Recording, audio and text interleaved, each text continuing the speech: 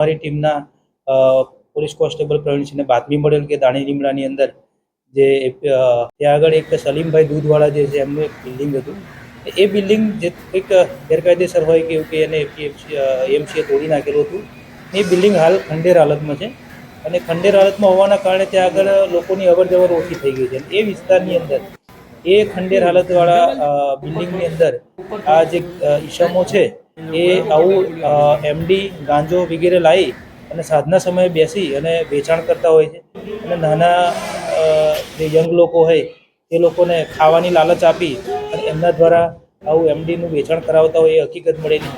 તેથી અમે આ ઉપરોક્ત જગ્યાએ જઈ અને રેડ કરેલી. રેડમાં અમને કુલ 76.030 ગ્રામ જેટલું એમડી મળી આવેલું.